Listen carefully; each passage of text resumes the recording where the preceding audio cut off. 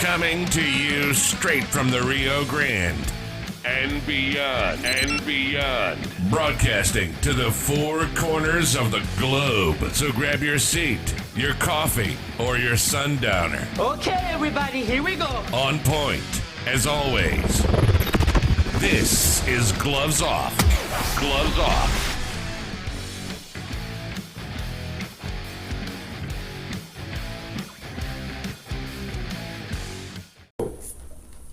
Back at you and Gloves Off. I'm Professor Buitrón. I'm here with a dear friend of mine, Laredo boxing coach, Juan El Wyno Mata. How are we doing? We're doing good? Thank you very much. Yeah, I'm good. How's everything? Yeah, everything's good. Everything's been, getting back to, little by little, getting back to normal. We just came from fighting from Louisiana, from the national tournament. And how'd that go? Well, it didn't went too good for us, but, it was an experience that the fighter, which is Felix, he fought. El Gato, his dad, is the one that's training him. And, I say that he won the fight, but, nowadays, they're going with a favorite, Nowadays, like the Olympics, nowadays, the USA is not taking the best, they're taking the favorites. That's why USA hasn't been able to be winning gold medals, because now they're taking favorites. They don't take the best. That's why they can't beat Cuba, they can't beat the other countries, because they're not sending the best, they're sending favorites. And that's what's doing wrong to the sport. Like Emilio, he won the fight, they gave the other guy the fight, where Emilio had won the fight. Now Jenny, she was lucky she won. She won the whole tournament, and it was good for her. And it's been good for our team too, everything's been good, because she was training with Felix, and she helped him and he helped her, so everything turned out good. But we got another tournament coming up in the 23rd, 24th, and 25th, the Golden Gloves in Far Texas. And I think we're gonna take 10 students, 10 kids. They're gonna fight, and we're gonna do our best and see. Last time we did 6 out of 6, 6-1, 6 fought, 6-1. So we hope we do good again. Absolutely. And did she win? Did you win the tournament? No, Jenny won the tournament. Jenny won the tournament. That's good. Emilio lost in the finals. And she lost in the finals? No, Emilio lost in the finals. Well, it's good for him. He's a good boxer. He's starting up, but sometimes we win, sometimes we lose. We have to figure out what it is. It's what I always said, and you know this. When you're in boxing, that thing that there's never going to be a boxer that's going to take the fall. There's always going to be the judges that are going to point out the favorite, like you said, the favorite. In amateurs, it's a favorite. In pro, it's the judges that have a question, that I have a question on. Yeah. But you have to knock them out. You have to understand that you have to put enough pressure to him for everybody to know, and the fighter to know, that he was the one that got beaten. That's the only way you can win, by knocking him out. Yeah. And we had some fighters in the past. I remember we used to fight them, and if you fought against certain people in San Antonio, well, you lost. Whether you beat up the guy will come out like Rocky, and all of a sudden they give it to the other guy, and you're like, no. In San Antonio, this is what the problem is in San Antonio. That's why we don't want to go. We don't go over there, because even you knock out the guy and they still get the hand from the other guy and give it to him from the floor. They picked up his hand and make him the winner. There's no way going in San Antonio. That's how it is. You know it. Yeah, no. You used to take him over there, and the guy said, "Moribundo." The guy would be all beaten. He'll be all walking around like back and forth, this way, like a zombie. Yeah. And then they give it to the guy that doesn't even know his name after the fight. And you're like, okay. But what the Golden Gloves? Talk about the Golden Gloves. Well, the Golden Gloves are gonna be on the 23rd, the 24th, and 25th in Far Texas. And this time they're gonna take the whole South Texas. Then they're not gonna divide it like they had Corpus, San Antonio, and Laredo. Now everybody's going together.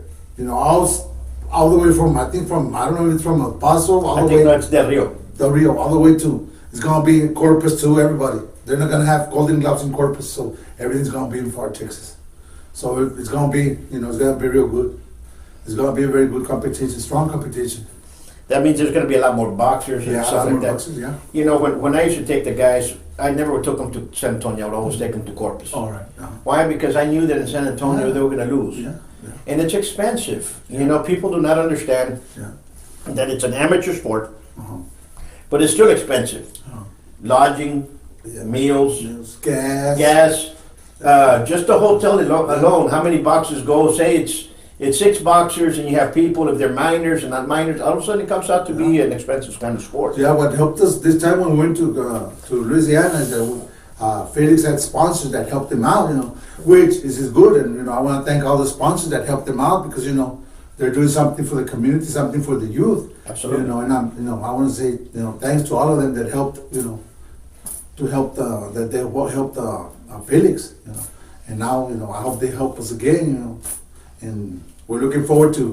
And I want to give thanks to El Gato, because he's the one that trains the kids there. Ozzy, Cardenas, and me, we're the three that are training the kids there. So, I just want to, give thanks to them. That we're making we're making our job, a very good job. We're working hard to train those kids. No, you guys have, and you guys have for the longest time, and people come to me and they say, I want to learn to compete.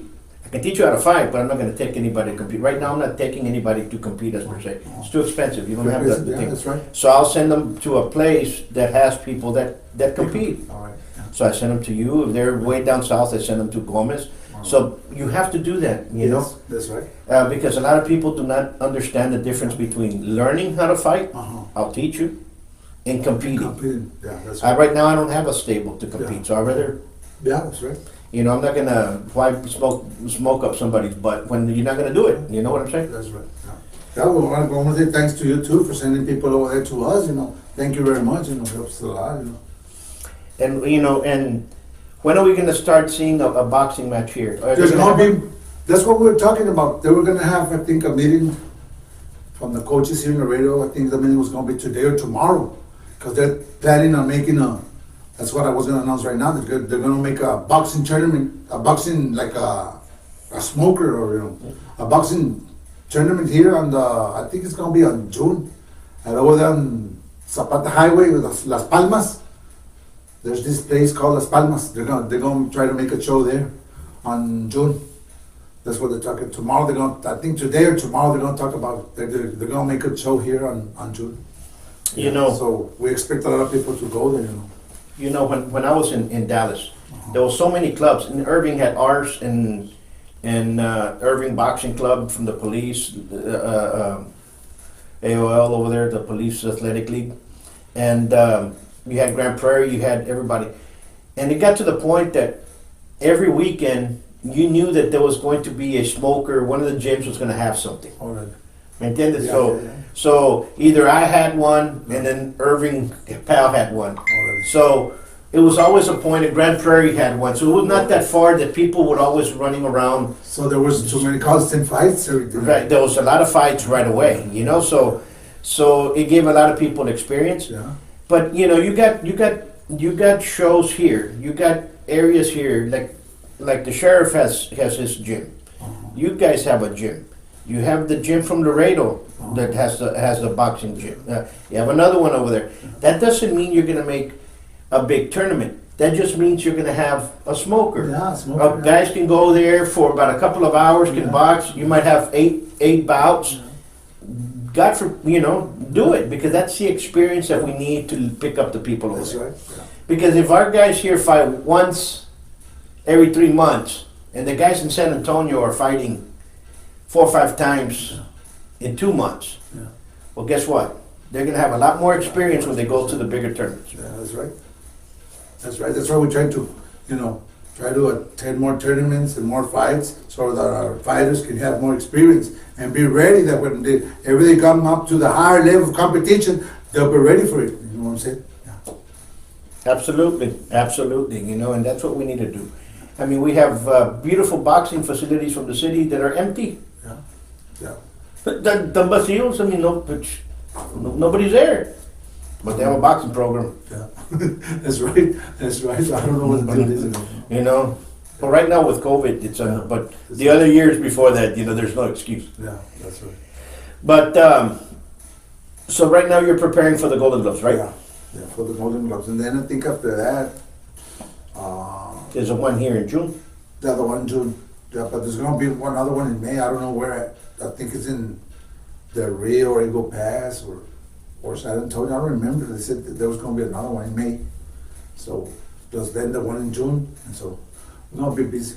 And it's getting better. It's getting better. Everything's getting better.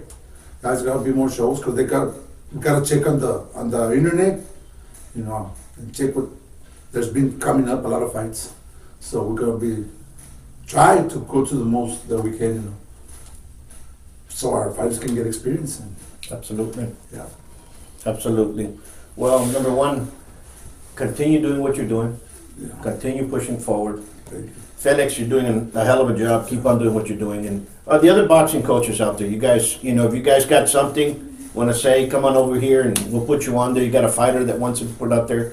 And, you know, I need to get Gamas back out here. I need to get Felix back out here. It's always good to find out what people are doing and how people are handling it. And this was a bad year. This past year, you got sick. You know, God bless you, and you're well. Yeah. But there's a lot of people that lost some loved ones. Yeah. You know, and our condolences, and we feel for you all. But now we have to move forward. Yeah, we do. We have to move forward in a positive angle, and let's get these kids and let's help them out. Yeah, that's right. Right? Yes, sir. All right, my brother. Okay. Folks, you guys be safe. You guys take care. God bless you all. Absolutely. And stay safe. Until next time. Peace. Thank you.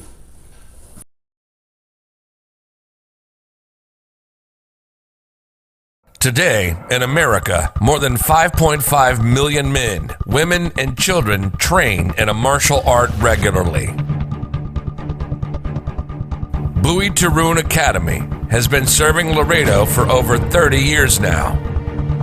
Our adult classes are geared for producing the best in you, teaching you street-ready techniques. With the arts of Savate and Kinpo, you'll learn the traditions of these sciences of combat, as passed down professor to student. Bonjour, friends of Professor Buitrón. The COVID-19 scare is almost over. Be sure to bring the kids back to the professor's training and help them build their bodies, self-respect, self-confidence, and self-defense. The professor is a very competent and amazing man of several talents, aside from being a lovable teddy bear and a funny man. Get back to the studios. This is Sam Booth calling from Phoenix, Arizona. Have a great training. Bye for now.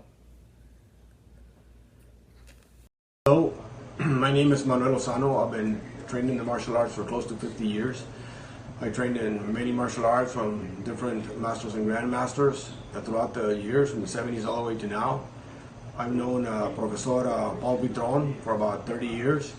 He has done the same, trained in many different arts with many masters. He's traveled all over France, studying with surviving Savate grandmasters, did his research.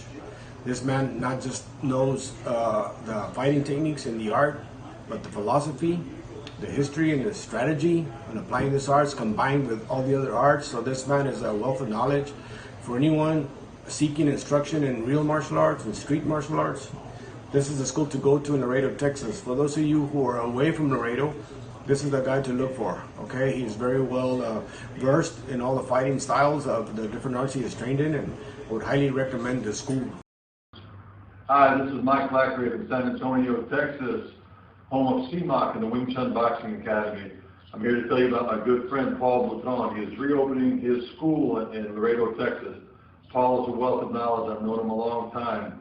I highly suggest everybody in that area get with it. Go down there and train. Times are getting tough here.